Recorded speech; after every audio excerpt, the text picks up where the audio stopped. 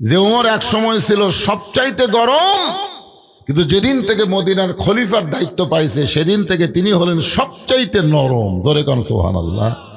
গায়ের জুব্বা লম্বা দেখে খুতবা বন্ধ করে, খুতবা মানে কি বক্তব্য, বক্তব্য বন্ধ করে দিয়েছে। এমন সময় আব্দুল্লাহ ইবনে ওমর ফারুকের সন্তান 30 পারা কোরআনের হাফেজ, বলেন সুবহানাল্লাহ। একজন কোরআনের পণ্যওয়ালার কি গুরুত্ব আমার সভাপতি ভাই আপনাদের বুঝাই দিলেন। ওমর ফারুকের সন্তান 30 পারা কোরআনের হাফেজ। শুধু 30 পারা কোরআনের হাফেজ না, তিনি হাদিসেরও হাফেজ। সুবহানাল্লাহ। বাবার পাশে দাঁড়ায়া চোখের পানি নিয়ে বলতেছেন, রে নবীর সাহাবীরা, আমার বাবার জুব্বা লম্বা দেখে, পাঞ্জাবি লম্বা দেখে তোমরা খুতবা বন্ধ করে দিলে, কিন্তু আমার দিকে তাকায় দেখো, তোমরা খাটো পাঞ্জাবি হলো তো নতুন পোশাক পরেছো, কিন্তু আমার পরনে নতুন কোনো কাপড় নাই। এমন সময় ওসমান গনি, ওই সময় হযরত ওমর ফারুকের সময় ছিলেন অর্থমন্ত্রী। ওমর ফারুক যখন মদিনার খলিফা ছিলেন, ওই সময় অর্থমন্ত্রী ছিলেন ওসমান গনি। জোরে কান সুবহানাল্লাহ। ওসমান গনি দাঁড়িয়ে বলেন, আব্দুল্লাহ, আজকে জুমার দিনে সবাই নতুন পোশাক পরে নামাজ পড়তে আইছে, আর তুমি পুরাতন কাপড় কেন পরেছ? সবাই যখন নতুন পরেছে তুমি পুরাতন কাপড় কেন পরলা? আব্দুল্লাহ চোখের পানি বের করে বলতেছে, রে নবীর সাহাবীরা, আমি যদি আজকে নতুন পোশাক পরতাম তাহলে আমার বাবার জুব্বা লম্বা হতো না। তোমরা সবাই যখন ঘুমায় থাকো, আমার বাবা যেদিন থেকে মদিনার খলিফার দায়িত্ব পাইছে, আমার বাবার চোখে আর ঘুম নাই। এখান থেকে আল্লাহর কোরআন দিয়ে রাষ্ট্র চললে নেতারা ভালো হবে দায়িত্ব পাওয়ার পরে। আগে যাই থাক, কিন্তু দায়িত্ব পাওয়ার পরে তারা কি হবে? ভালো হবে। আর যতদিন আল্লাহর কোরআন চালু না হবে ততদিন নেতারা ভালো হবে ভোটের আগে। ভোটের আগে নেতারা খুব ভালো হবে, কিন্তু ভোট পাওয়ার পরে নেতাকে আর খুঁজে পাওয়া যাবে না। এরকম অনেক নেতা আছে না নাই? জোরে করে আছে না নাই?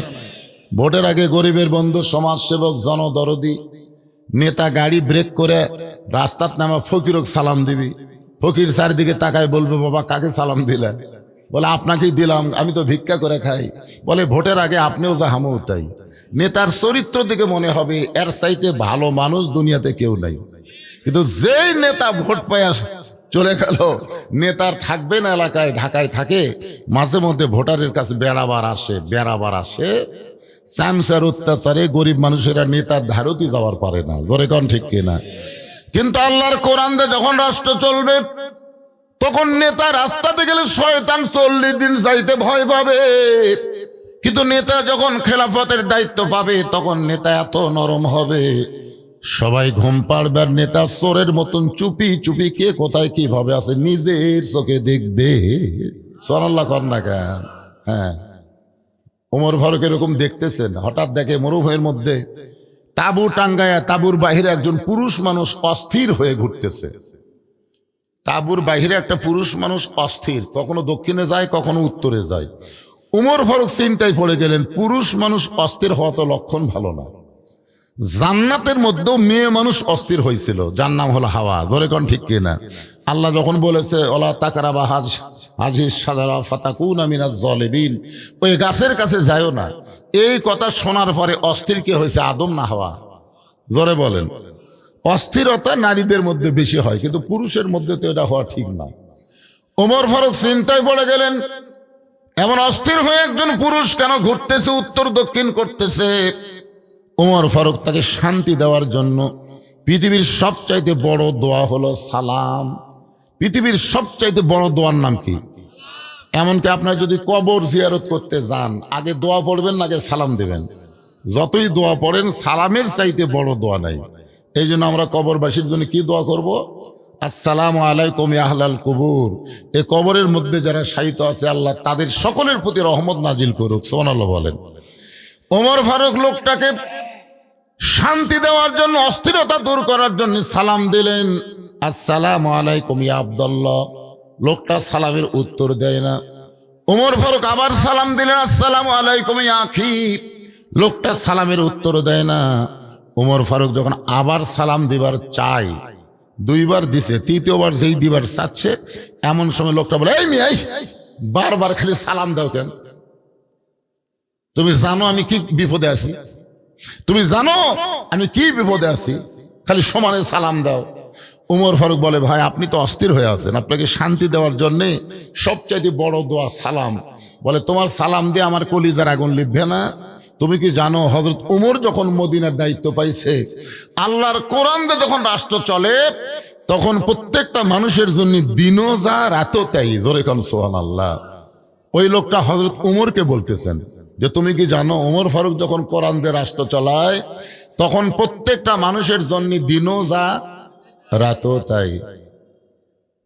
আমার গর্ভবতী বউকে নিয়ে আমি অমুক এলাকা থেকে অমুক এলাকায় যাচ্ছিলাম, কিন্তু রাস্তার মাঝখানে আমার বউটার প্রসব ব্যথা যখন বেড়ে গেল, তখন আমি তাঁবু টাঙ্গায়া বউকে তাঁবুর মধ্যে রাইখা বাহিরে অস্থির হয়েছি, ঘুরতেছি যা আমি এখন ধাত্রী পাবো কোন জায়গায়।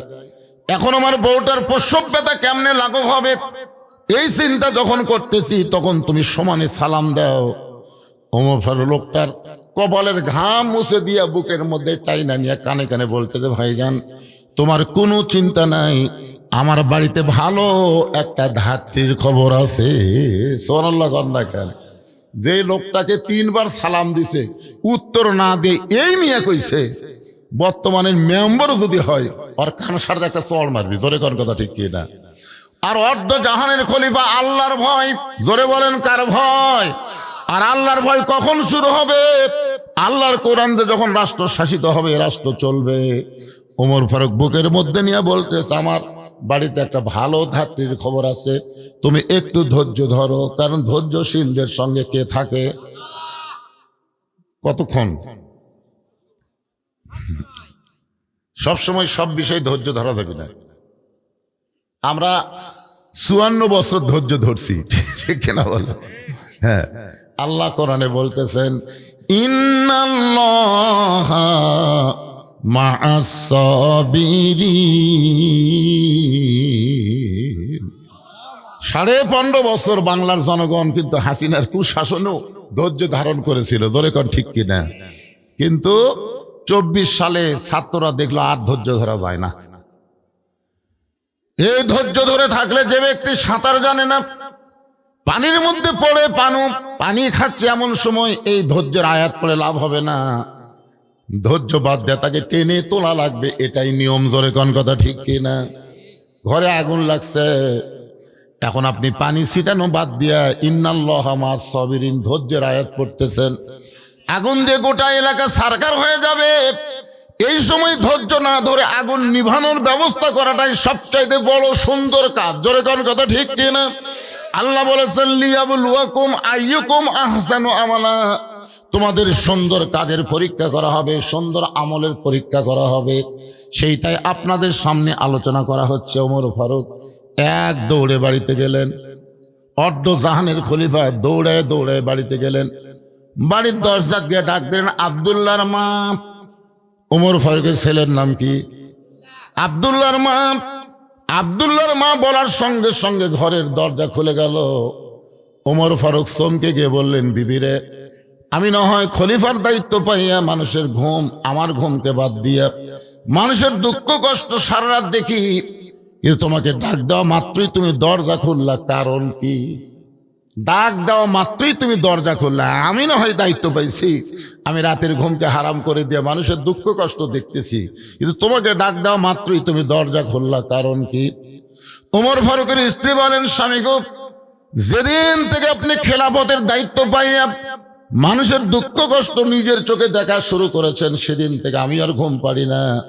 আমি সারা রাত দরজায় দাঁড়িয়ে থেকে আপনার নিরাপত্তার জন্য আল্লাহর কাছে দোয়া করি। কি বুঝলেন? খালি নেতা ভালো হলে চলবে না, তো নেতার বউ ভালো হওয়া লাগবে।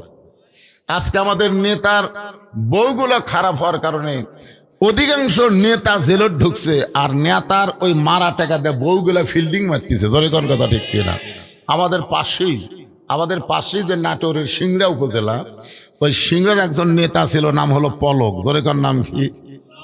ফান্দে পড়িয়া পলক কান্দে রে। হাজার হাজার কোটি টাকা মারছে। এখন পলকের বউ বেগম পাড়ায় শান্তি করতেছে, আর জুয়ান বয়সে পলক জেলখানার মধ্যে বন্দী হয়ে গেছে। সবসময় পলকের চোখ দিয়ে দরদর করে পানি পড়তেছে। যদি নেতার বউটা ভালো হতো তাহলে কিন্তু নেতা দুর্নীতি করতো না, কারণ দুর্নীতি করার সর্বপ্রথম মানুষের বাধার চাইতে নিজের বউ বাধা দেওয়া লাগবে। জোরে কোন কথা ঠিক কি না? তুমি 10,000 টাকা বেতনে চাকরি করো আর 12,000 টাকার বাসা ভাড়া করতে গেলাও, বেতন পাও 10,000, বাসা ভাড়া 12,000, তারপরে সমানে গোস্ত মাছ কিনো, এই টাকাগুলো তুমি কোথায় পাও আগে হিসাব দাও। প্রত্যেকটা বউ যদি এরকম পাই হিসাব নিত, আজকে কোনো মানুষ, পুরুষ মানুষ খারাপ হওয়ার সুযোগ পেত না। জোরে কোন কথা ঠিক কিনা? আর এরা খালি সমানই চাই, সমানই চাই। এখন কি করবি? রডের বদলে বাঁশ দিয়ে ব্রিজ বানায়, বুদ্ধি নেই তো। রাস্তা পিচ করে দিয়ে যাতে পরে আবার পিচ উঠে যায়। কারণটা কি ভাই জান? একটু মনোযোগ দিয়ে শুনবেন। লিয়াবলুয়াকুম আইয়ুকুম আহসানু আমালা, সুন্দর আমলের পরীক্ষা করা হবে, সেইটাকে সামনে নিয়ে কথাগুলো বলতেছি। ওমর ফারুকের বউকে ওমর ফারুক বললেন, জান্নাতে যদি যাবার চাও তাহলে এই জিনিসগুলা নিয়ে তাড়াতাড়ি বের হও।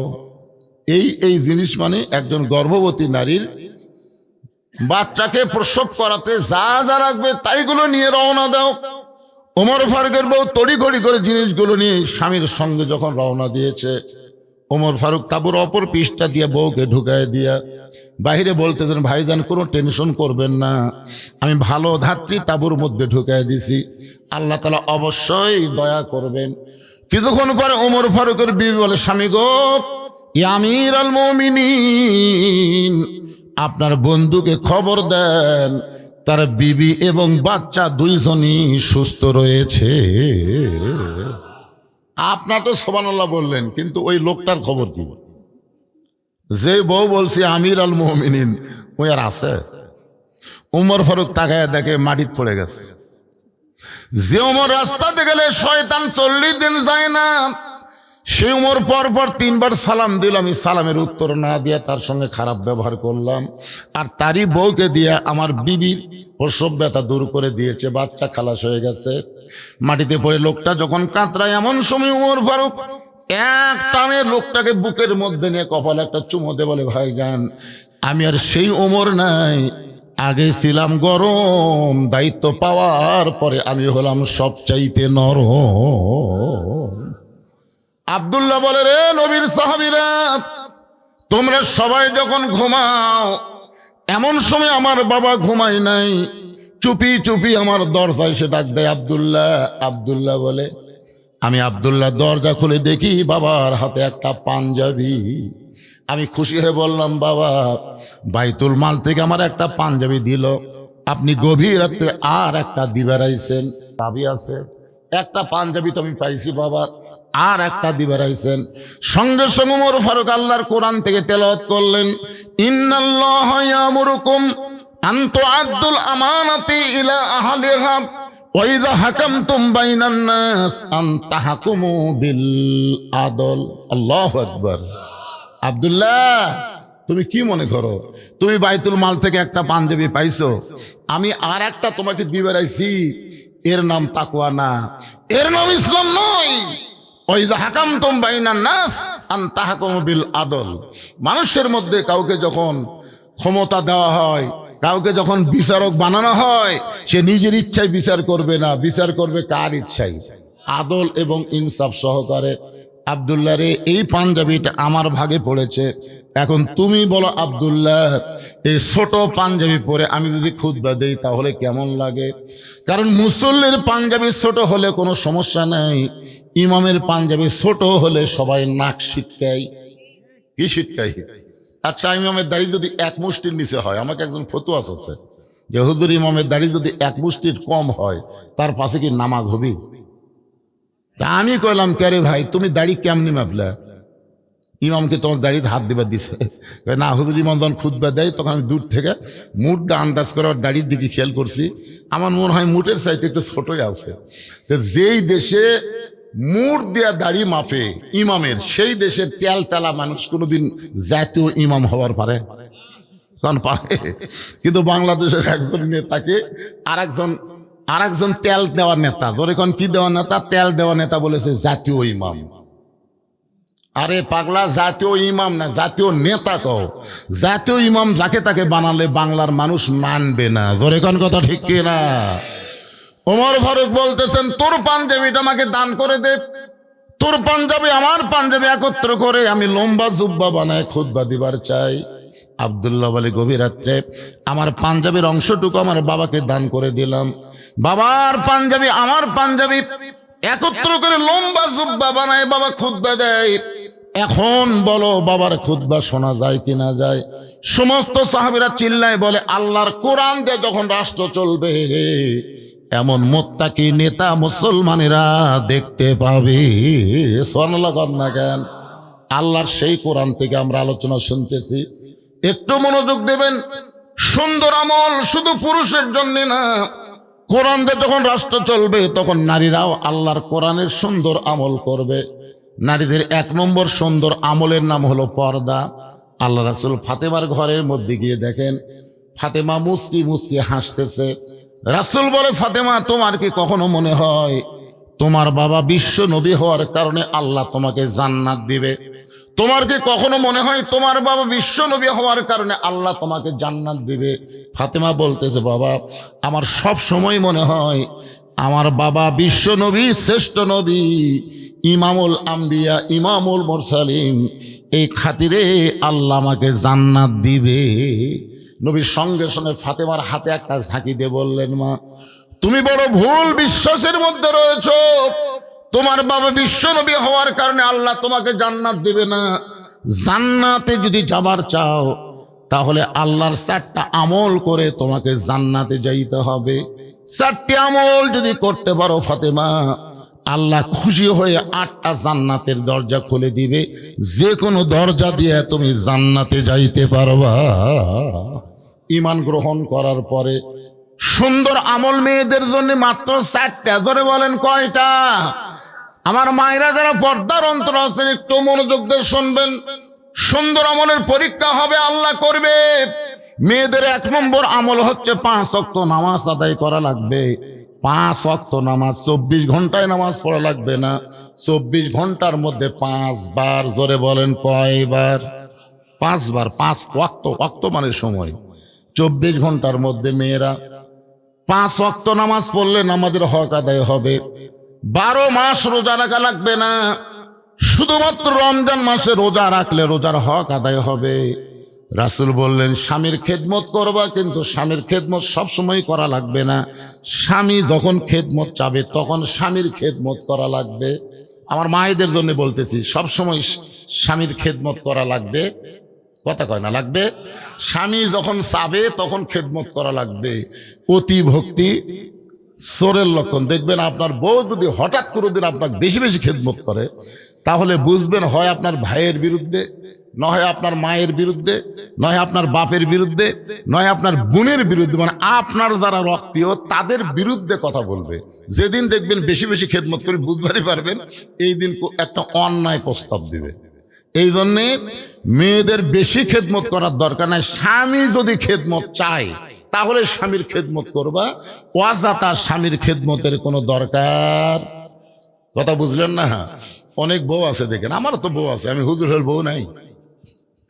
হঠাৎ দেখবেন খেদমত বেশি করতেছে, সেই দিন বুঝবেন আমার কানে কানে বলবে, আজকে আব্বা আসবে গো, আজকে আব্বা আসবে। আব্বা আবার ছোট মাছ ছাড়া খায় না, আব্বা আবার দেশি কই ছাড়া খায় না, আব্বা ইলিশ পছন্দ করে, আব্বা এশিয়ার দই মিষ্টি খাই। এরকম নানা ধরনের কথা, মানে পাও টিপতেছে, কপাল টিপতেছে, আর এই ফিস ফিস করে বলতেছে। আমি বললাম, ঠিক আছে, সবই আনবো, তুমি যখন বলতেছে।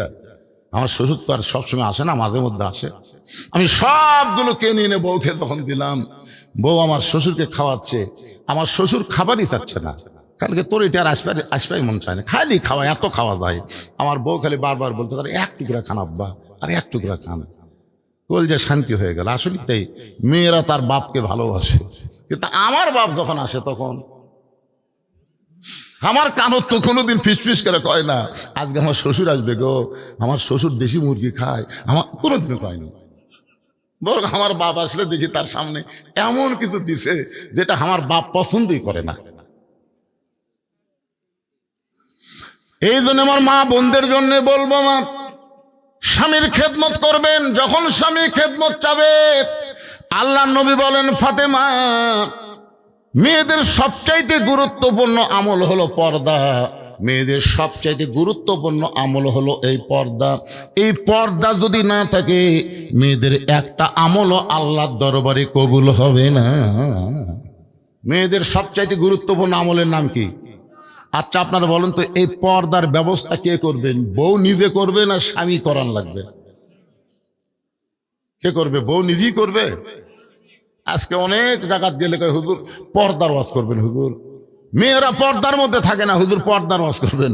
আরে পর্দার ওয়াজ করলে ধরা খাবে আগে পুরুষ মানুষ। কারণ রাসূল বলেছেন, আর দায়ুসু লা ইয়াদখুলুল জান্নাহ, দায়ুস কোনোদিন জান্নাতে যাবে না। দায়ুসকে? দায়ুস হলো ওই সকল পুরুষ যাদের অধীনে নারীরা পর্দা করে না। তাহলে আপনার অধীনে আপনার বউ আছে না নাই? আপনি বলেন তো, আপনার বউ যদি মরে যায়, আপনি বেঁচে থাকতে আপনার বউ যদি মারা যায়, আপনি কয় কাপড় দিবেন? 5টা দেওয়া লাগবে। টানে কর বলতেছেন কেন? এ জোরে কোন কয়টা? তো মরে গেলে যদি 5টা কাপড় দেন, বেঁচে থাকতে কয়টা দেওয়া দরকার?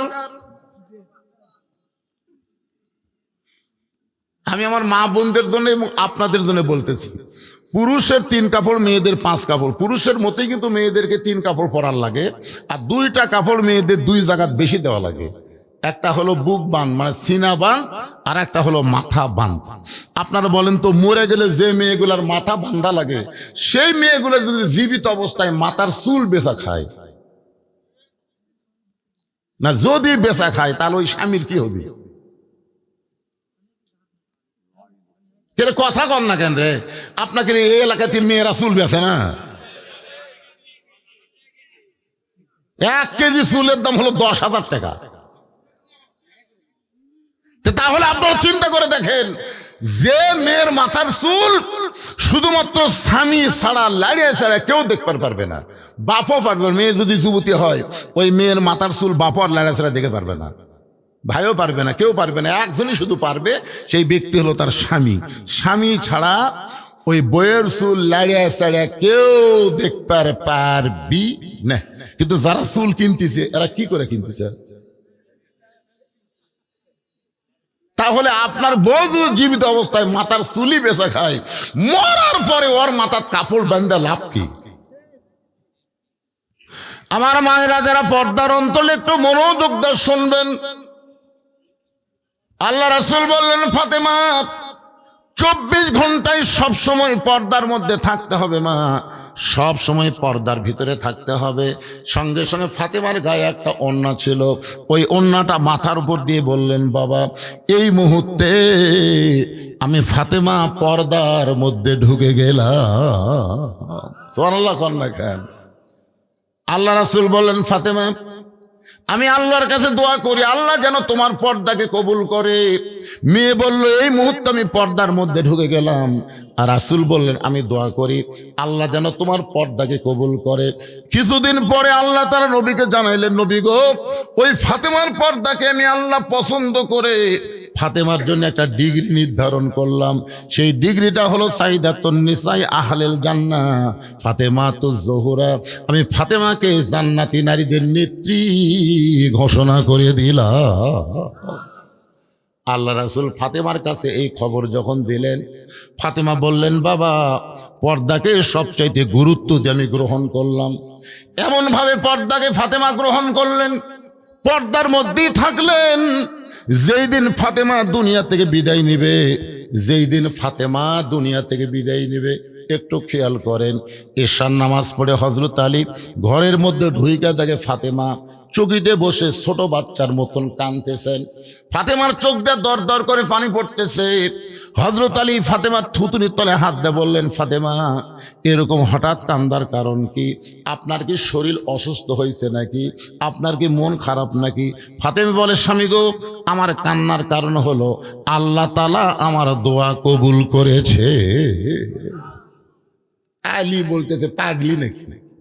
দোয়া কবুল করা হলো আনন্দের কারণ। আল্লাহ দোয়া কবুল করেছে, আনন্দ করো। তাহলে কান্নার কারণ কি? ফাতেমা বলে, স্বামী গো, আল্লাহ কি দোয়া কবুল করছে আপনি কি শুনবেন না? আলী বলে, ফাতেমা, আল্লাহ তোমার কি দোয়া কবুল করলো? ফাতেমা বলতেছে, আমি সবসময় আল্লাহর কাছে দোয়া করতাম, আল্লাহ পর্দার মধ্যে আমার মৃত্যু দিও। আলী বলে, পাগলি রে, যে মেয়েটা সবসময় পর্দার মধ্যে থাকে তার তো পর্দার মধ্যেই মৃত্যু হবে। ফাতেমা বলে, এই দোয়াটা আল্লাহ আমার কবুল করেছে। আলী বলতেছে, তাহলে আনন্দ করো, পর্দার মধ্যে আল্লাহ মৃত্যু দিবে, তাহলে কেন কাঁদতেছো? ফাতেমা বলে, স্বামী গো, এই মৃত্যুটা কবে হবে এইটাকে আপনি শুনবেন না? আলী বলে, ফাতেমা, মরার খবর দুনিয়ার কেউ বলতে পারে না। ফাতেমা বলতে, স্বামী গো, এটা আমিও জানি, মরার খবর কেউ বলতে পারে না, কিন্তু কিছুক্ষণ আগে আল্লাহ পাক আমাকে জানাইছে আজকে গভীর রাত্রে ফাতেমার মৃত্যু হবে। যেই মাত্র কইছে গভীর রাত্রে ফাতেমার মৃত্যু হবে, গাছের গোড়া কাটলে গাছটা যেমন পড়ে যায়, তেমনি ঘরের মধ্যে হযরত আলী পড়ে গেলেন। দুই হাতে ফাতেমার চোখের পানি মুছে মুস্কি মুস্কি হেসে স্বামীর মাথাটা উরাতের উপরে নিয়ে কপালে একটা চুমা দিলেন। সুবহানাল্লাহ বলেন। যেই মানুষটা গভীর রাত্রে মৃত্যুবরণ করবে সেই মানুষটা স্বামীকে সান্ত্বনা দেওয়ার জন্য চোখের পানি মুছে মুস্কি মুস্কি হেসে স্বামীর কপালে চুমা দিয়ে বলেন, স্বামী গো, আপনি হলেন পৃথিবীর সবচাইতে বড় জ্ঞানী। আপনার বলেন তো পৃথিবীর সবচাইতে বড় জ্ঞানীর নাম কি? আরো জোরে। ফাতেমা বললেন, স্বামী গো, আপনি হলেন পৃথিবীর সবচাইতে বড় বীর। হযরত আলীর মতন কিয়ামত পর্যন্ত বড় বীর এই পৃথিবীতে আর কেউ হবে না। হযরত আলীর চাইতে বড় জ্ঞানী আর এই পৃথিবীতে কেউ আসবে না। বলে, স্বামী গো, বড় জ্ঞানী বড় বীর হয়ে বইয়ের মৃত্যুর খবর শুনে আপনি এমনভাবে কেন পড়ে গেলেন? আপনি কি জানেন না এই দুনিয়া থাকার জায়গা না, এখানে আসলে যাইতে হবে। এটা কি সত্যি কথা না মিথ্যা কথা? তাহলে আমি যেই বলবো আসলে, আপনারা বলবেন যাইতে হবে। আসলে যাই বলতেছেন না, তাই থাকেন এই মিশা মায়ার দুনিয়া, থাকেন এটি থাকেন।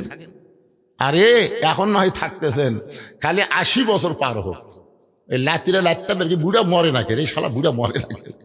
আমি দেখছি যেগুলো বুড়া বেঁচে আছে, একটা বুড়াও শান্তির নাই। যতদিন কামাই করবার পারবেন ততদিন আপনাকে আপনার আত্মীয় স্বজন বউ মেয়ে সবাই দয়া করবে।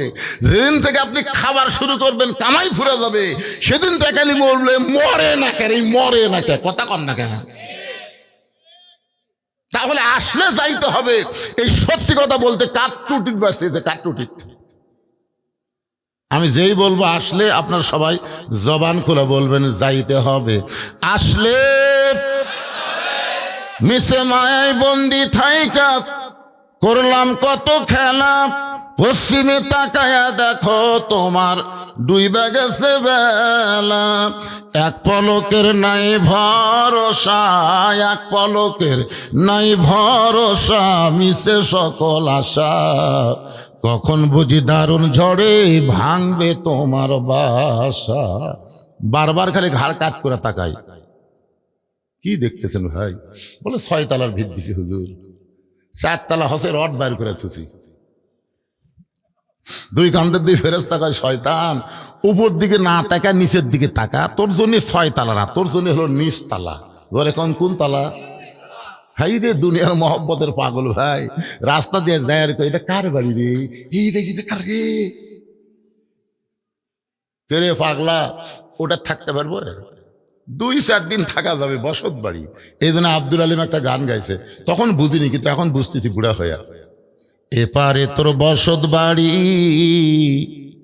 ওই পারে তোর বাসা, ভব দরিয়ায় পাড়ি দিতে কেমনে করলি আশা। এপারে তোর বসত বাড়ি, ওই পারে তোর বাসা। আমরা যারা এসেছি সবাই চলে যাব, কোথায়? বাড়িত না কবরত? কারা কারা মৃত্যুকে বিশ্বাস করেন 2 হাত তুলে, একটা হাত তুলে আল্লাহকে দেখান তো ভাই যান। লিল্লাহি তাকবীর। আল্লাহ কবুল করুক, সবাই বলে আমিন। মরা লাগবেই, কিন্তু আয়াতের মধ্যে আমরা কি বলেছি? লা তামুতুন্না ইল্লা ওয়া আনতুম মুসলিমুন। মুসলমান না হয়ে আমরা কেউ মরবো না। এখন মুসলমান হয়ে মরতে গেলে কি লাগবে? এই বিষয়গুলো নিয়ে লিয়াবলুয়াকুম আইয়ুকুম আহসানু আমাল আলোচনা করতেছি। ধারাবাহিকভাবে কথা বলতে বলতে পর্দার উপরে গিয়েছি ভাইজান। এমন সময়কে বলে, হুজুর আপনি যতক্ষণ ওয়াজ করেন কোনো সমস্যা নাই, আমাদের মসজিদের জন্য 5-10টা মিনিট একটু জনগণের কাছে হাত বাড়ায় দেন, কারণ মসজিদের উন্নয়ন কল্পে মাহফিল। এমন একটা ওয়াজ করছি, আসলে যাইতে হবে, যাওয়াই যখন লাগবে। মৃত্যু আমাদের সকলের সাথে সাথে আছে না নাই? তাহলে সবাই আমার সঙ্গে গুনগুন করে বলেন, কিন্তু যেদিন ডাক পড়িবে কবর মাঝে যাইতে, জোগাড় কিছু করছো বন্ধু তার মাঝে বিছাইতে। কিন্তু যেদিন মানে কোন দিন? যেদিন মানে কোন দিন? তাহলে পকেট থেকে 50 টাকা 100 টাকা বের করেন তো দেখি। আজকে যেটাই দিবেন এটাই হলো কবরের পাথেয়। এটাই আপনার আল্লাহর ঘরে দান করতেছেন। দান করা ছাড়া একজন যদি লাভ দিয়ে ওঠেন, ওই মরার আগে প্যারালাইসিস হবে, লাভ দিয়ে উঠবেন কেন? এতক্ষণ খালি সমানে বসেছেন, উঠবেন না, উঠবেন না। আপনাদের কাছে ব্যাগলে যাও, এই ব্যাগলা ফেরি কোথায়? ব্যাগলে যাও, এই ব্যাগলা নামো। 10 টাকা 20 টাকা 50 টাকা 100 টাকা যিনি যা পারবেন আল্লাহর হস্তে, আল্লাহর ঘর মসজিদের উন্নয়ন কল্পে দান করবেন। আল্লাহর ঘরে যে দেয়, আল্লাহ তার জন্য জান্নাতে একটা ঘর বানায় দেয়। আপনি দুনিয়া থেকে জান্নাতের ঘর বানাবেন, এটা কি আর কি মনে করতেছেন? এই জন্য পৃথিবীর শ্রেষ্ঠ দান মসজিদে দেওয়া। সবাই দেন, সবাই দেন। 10 পারেন, 10টা টাকা আপনাদের কাছে নাই, 10 20 50 100 যে যা পারবেন আল্লাহর কাছে দান করবেন। সবাই আল্লাহকে দান করবেন, মসজিদের জন্য আল্লাহর হস্তে দান করবেন। আমার মায়েদের কাছে যাবেন, মায়েদের ওয়াজ কেবল শুরু করছে রে, মায়েদের কাছে যাবেন, মায়েরাও দান করবে ইনশাল্লাহ। এখানে বিজ্ঞাপনে অনেক মহান ব্যক্তিদের নাম আছে অতিথি হিসাবে, তারা সব দিছে না দিবে?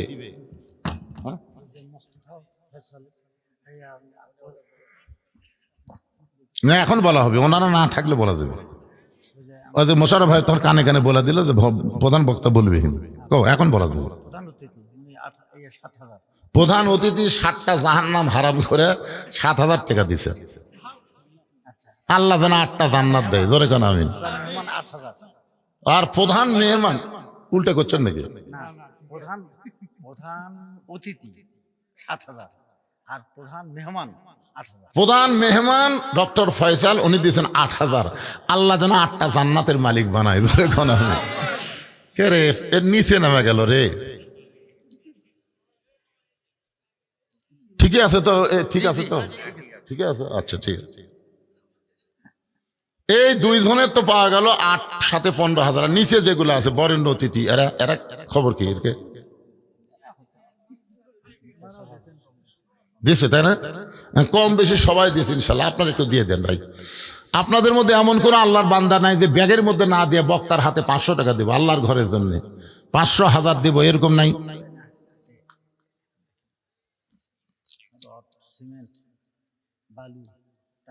রড সিমেন্ট বালু টাকা ইত্যাদি, ওরে বাবা, মসজিদের উন্নয়নে রড সিমেন্ট বালু টাকা। আপনারা জানেন মসজিদের উন্নয়নে বাহিরের এলাকা থেকে টাকা আদায় করে মসজিদ হবে না। এই গ্রামের যারা এই পাইকর পাঞ্জো পাড়া, এদেরকে রড সিমেন্ট দেওয়া লাগবে। এই গ্রামের যারা, প্রত্যেক গ্রামে গ্রামে একটা করে মসজিদ আছে না নাই? দরকার আছে না নাই? তাহলে তোমাদের গ্রামের মসজিদ তোমরাই বানাবা। বাইরের লোকের টাকা দিয়ে মসজিদ বানানোর হাউস পালা ঘুর থেকে, বাইরের লোকেরা টাকা দিলে শর্ট হবি, কার্পেট হবি, মসজিদ হবি না। বাইরের লোকেরা যে টাকা দিবি শর্ট হবি, শর্ট শীতের দিনে একটা কার্পেট হবি, কিন্তু মসজিদের ছাদ ঢালাই বাইরের লোকের টাকা দেয়। এই গ্রামের লোক কোথায় রে? এই মসজিদের সভাপতিকে, মসজিদের সভাপতি, মসজিদের সভাপতি, সেক্রেটারি, ক্যাশিয়ার, আপনারা পাইকর পাঞ্জুয়া পাড়ার কারা কারা আছেন হাত তোলেন তো। এই পাড়ার যারা, এই মসজিদের যারা মুসল্লি, তারা একটু হাত তোলেন তো, কয়জন আছেন? এ ভাই হাত তুলি দেওয়া লাগবে না রে, হাত তুলি কি হবে?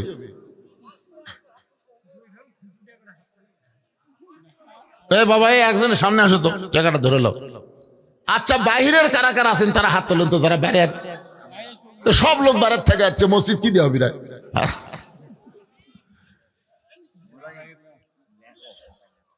খাতা কলম নিয়ে লেখো, এখন লেখা শুরু করো। এই যে কয়েকজন হাত তুলছেন, আপনারা সিমেন্ট দেন তো দেখি, বলেন 5 বস্তা 10 বস্তা সিমেন্ট দেবেন। আপনার তো এই পাড়ার মসজিদেরই মুসল্লি, দেন। মসজিদ তো খুবই সুন্দর দেখলাম, আবার সিমেন্ট দিয়ে কি করবি এরা? ও দোতলা বানাবি রে, লোক আঁটতেছে না। ফজরের খবর কি? যেই নামাজ মসজিদে না পড়লে মুনাফিক হবি, সেই নামাজ হলো ফজর আর এশা। এখন বলেন তো ফজর আর এশার খবর কি? লোক তো আটতেছে না, কি লোক রে। ফাওয়াইলুল লিল মুসাল্লিন আল্লাযীনা হুম আন সালাতিহিম সাহুন। যেদিন আল্লাহর কোরআনটা বাংলাদেশ চলবে, সেদিন থেকে জুমায় যেমন মুসল্লি হবে, ফজরেও তেমন মুসল্লি হবে। মানে জুমার দিনে যেমন মুসল্লি হবে, ফজরের নামাজে একই মুসল্লি হবে। তখন নামাজ বাদ দিয়ে পড়ার সুযোগ নাই, তখন নামাজ পড়া থাকবে না, নামাজ কায়েম হবে। জোরে কোন কথা ঠিক কিনা? কায়েম মানে প্রতিষ্ঠা পাওয়া। এখানে যত মানুষ আপনারা আইছেন, সমস্ত মানুষ কাপড় পরে আইছেন, কারণ কাপড় পরাটা আমাদের দেশে কায়েম হয়ে গেছে। সবাই কাপড় পরে, কাপড় পরাটা সমাজের মধ্যে কায়েম হয়ে গেছে। আপনারা বলেন তো, আপনাদের মধ্যে একটা ন্যাংটা মানুষ, উলঙ্গ মানুষ যদি কেউ আসে, আপনারা কে কাছে বসাবেন? এই ন্যাংটা মানুষকে কে বসাবেন কাছে? হয় তাড়ায় দিবেন, না হয় কাপড় পরাবেন, যে কোনো একটা করা লাগবে। ধরে কোন ঠিক কিনা? যেদিন বাংলাদেশে নামাজ কায়েম হবে, সেদিন বেনামাজিকে ন্যাংটার মতন মনে হবে, ন্যাংটা। এখন যারা নামাজ পড়ে না, ন্যাংটা মনে হয় না। কারণ কি? নামাজ কায়েম হয়নি। আল্লাযীনা ইম্মাক্কান্নাহুম ফিল আরদ। মুসলমানের মধ্যে কাউকে যখন ক্ষমতার চেয়ার দেওয়া হবে, ক্ষমতার চেয়ার পাওয়ার সাথে সাথে তার 1 নম্বর দায়িত্ব হলো আকামুস সালাত, নামাজ কায়েম করা। জোরে বলেন, কি কায়েম করা? মসজিদের উন্নয়ন করা। শুধু উন্নয়ন করা না, নামাজের মুসল্লিও কালেকশন করা। আমি এই পাই করে পাঞ্জোয়ারা পাইদে ভাইদের বলবো, আপনারা যারা এখানে উপস্থিত আছেন, আপনাদের মধ্যে 2-1 হাত তুলে বলেন না, হুজুর দোতলা করার জন্য আমি 1000 ইট দিব, আমি 10 বছর সিমেন্ট দেবো, বলেন। লগত না হোক, বাকি তো খাতা কলম তো বাকির জন্য। লগত কে দিল? না, এই 500 টাকা দিচ্ছে, এটা এই পাড়ার লোক না, বাইরের লোক, পাই করে লোক, বর্তমান মেম্বার তো, রানিং মেম্বার। এটা কি দিলেন? ও আচ্ছা, এই ওয়ার্ডের না। হ্যাঁ, এ ওয়ার্ডের লয়, এ ওয়ার্ডের মেম্বারকে দাওয়াত দেয়নি, দাওয়াত দিতে আসেনি। একটা লোক এখানে কয়টা হাত তুললো, আপনার কিছুই কর না যায়। কারণ বলেন দোতলা করবে, বুঝেন না? কে শরীফুল কোনটা? সেটা তো শরীফুল চেনে না, এই গ্রামের ছেলে। শরীফুল ইসলাম 2000 টাকা পাইকর পাঞ্জু ভাড়া। ধরে বলেন মারহাবা। এই শরীফুলের সাথে তাল লাগায় আর একজন বলেন, হুজুর আমিও 5000 দেবো। একটু বলেন আল্লাহর রাস্তায় বলেন। হ্যাঁ, রড দেন, রড দিবে। আচ্ছা 10 কেজি রড দেন তো, আপনি নাম লেখান 10 কেজি দিয়ে। বলেন।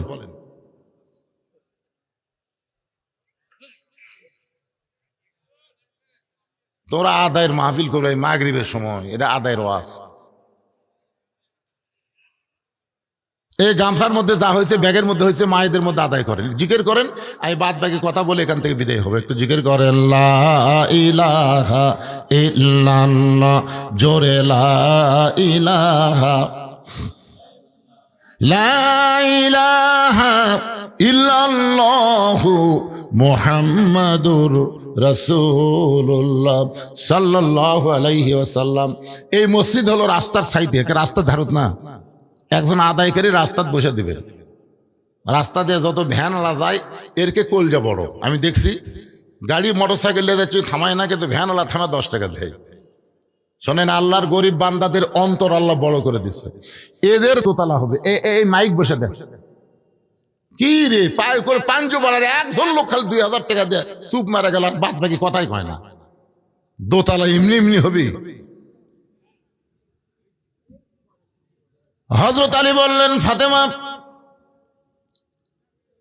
আল্লাহ তাআলা তোমার দোয়া কবুল করেছে। ফাতেমা বলতেছেন, কি দোয়া সেইটা কি শুনবেন না? একটু আগে থেকে বলতেছি। ফাতেমা বলে, স্বামী গো, আল্লাহ পাক আমাকে জানাইছে আজকে গভীর রাত্রে ফাতেমার মৃত্যু হবে।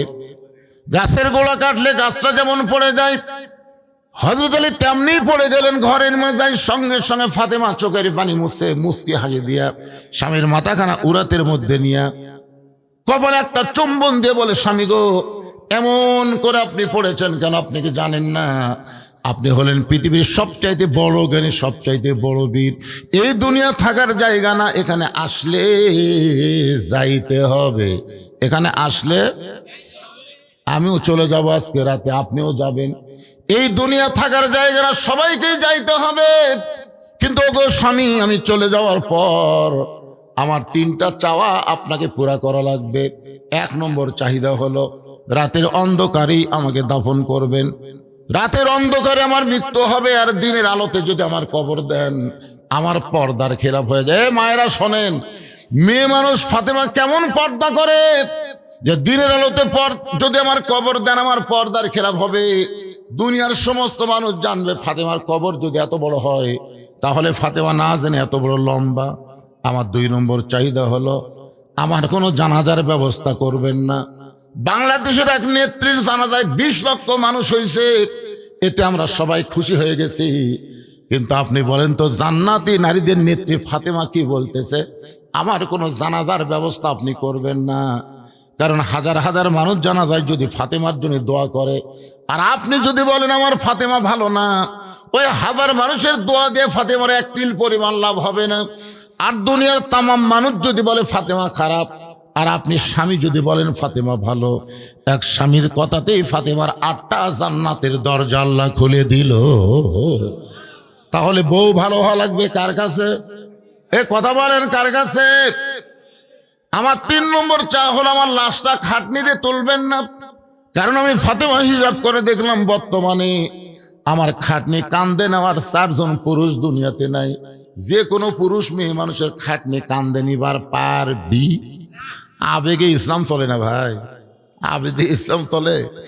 হ্যাঁ, যে কোনো পুরুষ মেয়ে মানুষের খাটনি কান্দে নিবার পারবে না। আমি যত বড়ই হুজুর হই, ওই মেয়েটার সাথে যদি আমি মোহরেম হই, তাহলে চলবে। কিন্তু গায়েরে মোহরেম হলে যত বড়ই পীর সাহেব হোক, কাম হবে? আচ্ছা, মুরিদের বইয়ের খাটনি পীর সাহেব কান্দত লিবার পারবে? চাচাতো বোনের খাটনি চাচাতো ভাই কান্দে লিবার পারবে? শালির খাটনি, শালির লাশের খাটনি দুলা ভাই লিবার পারবে? তাহলে না না, তো ঠিকই বলতেছেন। আর ফেসবুকে পোস্ট করছেন, উমুক হুজুর খাটনি কান্দত লিল। কি আবেগে ইসলাম চলে না, ইসলাম বিবেক দিয়ে চলতে হবে। আল্লাহর কোরআন নবীর হাদিস অনুসারে। জোরে কোন কথা ঠিক কিনা? ফাতেমা বললেন আমার খাটনি 4 জন কান্দে নিবে, এমন 4 জন পুরুষ আমি খুঁজে পাচ্ছি না। আমার বাবা যদি দুনিয়াতে জীবিত থাকতো, মরা মেয়ের লাশের খাটনি বাবা কান্দে নিবার পারত। কিন্তু আমার বাবা 6 মাস আগে দুনিয়া থেকে বিদায় হয়ে গেছে। আমার হাসান হোসেন যদি বড় হইতো, মায়ের লাশের খাটনি কান্দে নিবার পারত। কিন্তু এরা এত ছোট, মায়ের খাটনি কান্দে নিবার পারবে না। ওগো স্বামী, জান্নাতুল বাকির পূর্ব কোণায় সবুজ রঙের একটা বাতি জ্বলবে, ওই বাতি বরাবর আমাকে দাফন করবেন। আপনার একান্ত বন্ধু যদি কেউ থাকে দুনিয়ায়, কারণ নিজের বইয়ের কবর স্বামীর খুঁড়তে বড় কষ্ট হবে, তাকে বলে দিবেন সে যেন গোপনে কবরটা খনন করে দেয়। কবরটার কথা যেন দুনিয়ার কোনো মানুষকে না জানায়। ওই মানুষটার নাম হলো আবু যর গিফারি, নবীর সাহাবী আবু যর গিফারি। গভীর রাত্রে কবর খনন করতে করতে এক সময় হঠাৎ আবেগে, বিবেক না আবেগে বলে ফেলেছে, কবর রে, তুই কি জানিস রে কবর দিনের বেলা কবর না করে এই রাতের বেলা কবর খনন করতেছি? কারণ একটাই, এমন একজন মহিয়সী নারীকে দাফন করা হবে, সে পর্দানিশী, সে দুনিয়ার সাধারণ কোনো মেয়ে না। আল্লাহ নবীর মেয়ে হওয়ার পরেও নবী তাকে মায়ের মতন ভালোবেসেছে। সুবহানাল্লাহ কর না কেন? একদিন আল্লাহ নবী বললেন, সাহাবীরা তোমরা কি জানো আল্লাহ আমাকে 3টা মেয়ে দিছে? আল্লাহ আমাকে 3টা মেয়ে দান করেছে। আমার বড় মেয়ের নাম হলো জয়নাব, আমার মেজো মেয়ের নাম হলো রোকেয়া, আমার 3য় মেয়ের নাম হলো কুলসুমা। নবী যখন 3টা মেয়ের নাম বারবার বলতেছে, ওই সময় নবীর কাছে নবীর 2 নাতি বসে আছে, একটা হলো হাসান, একটা হলো হোসাইন। নবী বলেন, সাহাবীরা রে তোমরা কি জানো আমার বড় মেয়ের নাম হলো জয়নাব, আমার মেজো মেয়ের নাম হলো রোকেয়া, আমার আর একটা মেয়ের নাম হলো কুলসুমা। 3-4 বার যখন একই কথা বলতে সঙ্গে সঙ্গে হাসান আর হুসেন বলে, ভাইজান এইখানে আমরা আর 2 ভাই থাকবো না। আমাদের মা গরিব বলে না, না মেয়ে বলে স্বীকার করে না, মেয়ে বলে স্বীকার করে না, আমরা 2 ভাই থাকবো না। এই বলে হাসান হোসেন যখন যাবার চায়, আল্লাহ নবী 2 জনকে বুকের মধ্যে নিয়ে বলে, হাসান হোসেন যে তোদের মা ফাতেমা আমার মেয়ে না, তোদের মা ফাতেমা হইল আমার মা। সাহাবীরা বললেন, ইয়া রাসূলুল্লাহ, আমরা সবাই জানি ফাতেমা হলো আপনার সবচেয়ে ছোট মেয়ে, এই ছোট মেয়ে ফাতেমা মা কেমনে হয়? রাসূল বললেন, তাহলে শোনো, ওই তাইফের ময়দান থেকে আহত অবস্থায় আমি যখন মক্কায় ফিরে আসলাম, আমার জয়নাব, আমার রোকেয়া, আমার কুলসুম, ওরা 3 বোন ঘরের মধ্যে ঢুকে বলতেছে, বাবা তাইফবাসী এত কষ্ট দিল, এই কষ্ট আপনি কেমনে সহ্য করবেন? মেয়েরা যেমন কথা বলে তেমন কথা বলে আমার 3টা মেয়ে যখন চলে যায়, এমন সময় আমার কলিজার টুকরা ছোট মেয়ে ফাতেমা ঘরের মধ্যে ঢুকে বলে, বাবা এই কষ্ট আমি কেমনে সহ্য করব? বাবা আপনার গায়ে ওরা পাথর মারছে, কিন্তু আপনার দেহের ক্ষত দেখে আমার কলিজা দিয়া রক্ত ঝরতেছে। রাসূল বলেন, সাহাবীরা রে, ওই 3টা মেয়ে বলেছে আপনি কেমনে সহ্য করবেন, আর ফাতেমা বলতেছে আমি কেমনে কষ্ট সহ্য করব? আমাকে গোসল করায়া ওই ফাতেমার নরম আঙ্গুলের মধ্যে জয়তুনের তেল গরম করে আমার ক্ষতস্থানে যখন মালিশ করে দেয়, আমি নবী কখন যেন ঘুমায় গেছি, ওই ফাতেমার উড়াতে বালিশ বানায়া আমি এক সময় ঘুম থেকে চেতন পায়ে দেখি ওই ফাতেমার চোখের পানি আমার চোখের মধ্যে পড়ে গেছে। যার কারণে চেতন পেয়ে বললাম, ফাতেমা তুই এমন করে কেন কান্দিস মা, তুই কেন কান্দিস মা? ফাতেমা বলতেছে, বাবা ঘুমের মধ্যে আপনি মা বলে আমার হাতটা চাইপা ধরছেন, এখন পর্যন্ত আমার হাতটা যে আপনি ছাড়েন না। রাসূল বলে, ফাতেমা রে, আমি ঘুমের স্বপ্নে আমার মা আমিনাকে দেখছিলাম, আর মা আমিনাকে দেখার পরে যখন বলছি মা তোমাকে যাবার দেব না, ওই সময় তোর হাতটা চাইপা ধরছি, তার মানে বোঝা গেল তুই শুধু আমার মেয়ে না, তোর মধ্যে দরদে রয়েছে আমার মা আমিনা। আবু যর গিফার বলে, কবর তোর মধ্যে এমন একজন নারীকে শোয়ানো হবে যার স্বামী হলো আসাদুল্লাহিল গালিব। এ কবর, খবরদার বেয়াদবি করিস না।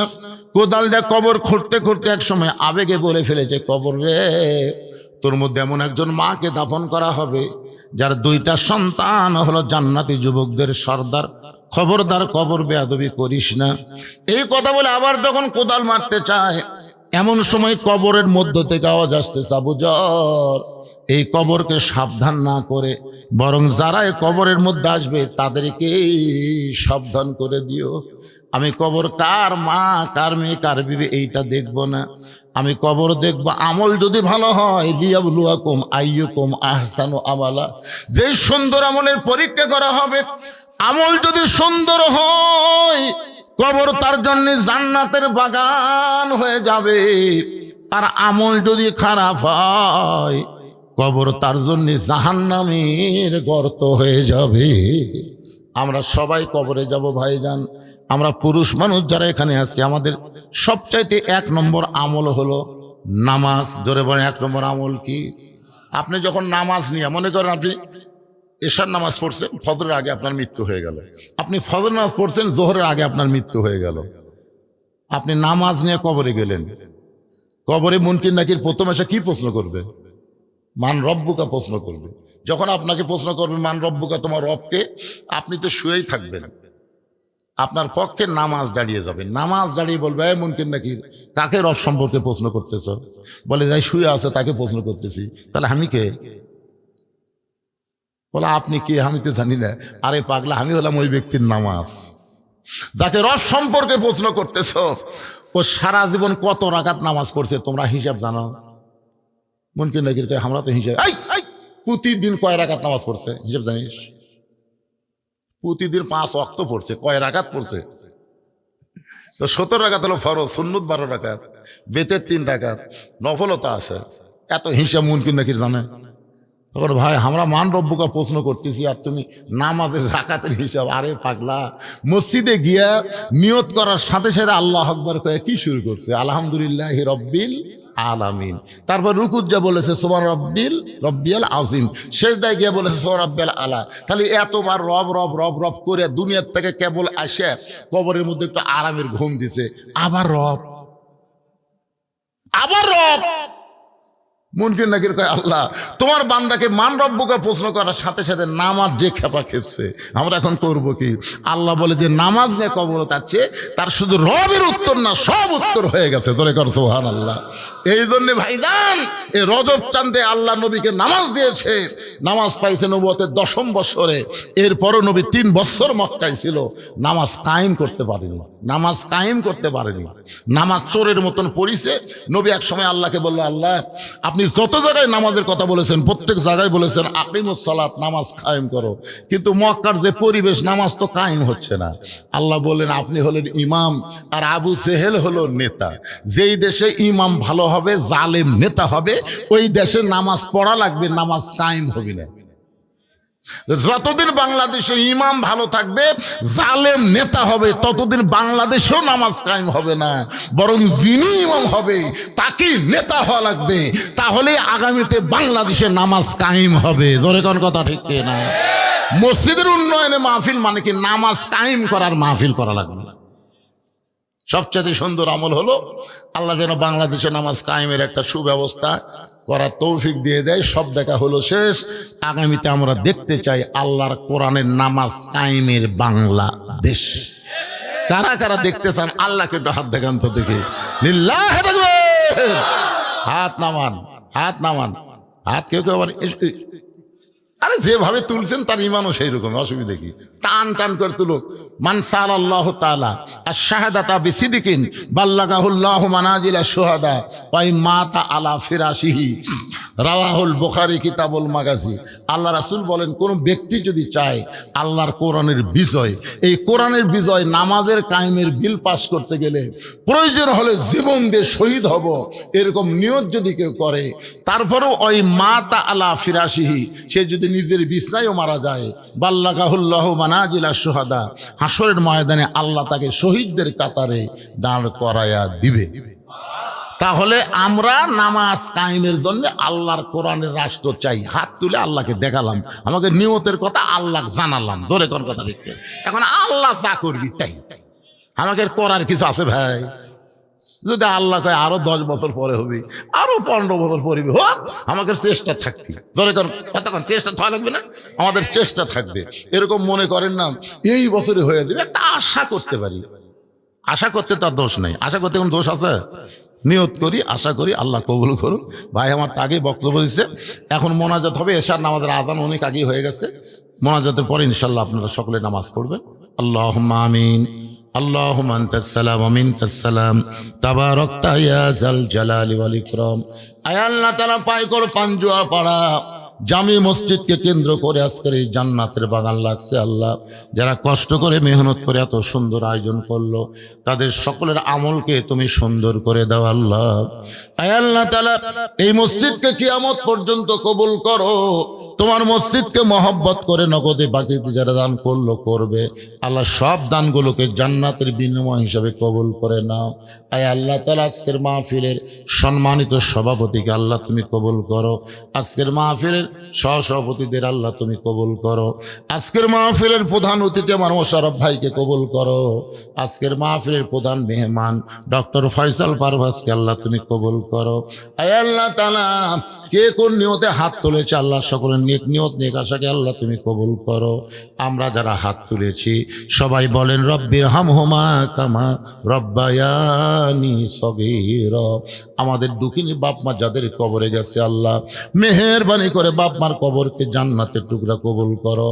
আমার মা বোনদেরকে পর্দানিশি কবুল করো। আমার বাপ ভাইদেরকে আল্লাহ 5 ওয়াক্ত নামাজি হওয়ার তৌফিক দিয়ে দাও আল্লাহ। এই মসজিদ কমিটির সম্মানিত সভাপতি, মসজিদ কমিটির সহসভাপতি, মসজিদ কমিটির সেক্রেটারি, মসজিদ কমিটির কেশিয়ার, এই মসজিদের খতিব, মসজিদের ইমাম, মসজিদের মুয়াজ্জিন, মসজিদের মুসল্লি, আল্লাহ সকলকেই কবুল করো। আমি অসুস্থ, আমার মতো অসুস্থ অবস্থায় যারা হাত তুলেছে আল্লাহ সবাইকে সুস্থতার নিয়ামত দান করে দাও। যেদিন আমাদের মৃত্যু হবে দিনটার যেন জুমার দিন হয়, মাসটা যেন রমজান মাস হয়। আল্লাহুম্মা বারিক লানা ফি রজব ওয়া শাবান ওয়া বাল্লিগনা রমাদান।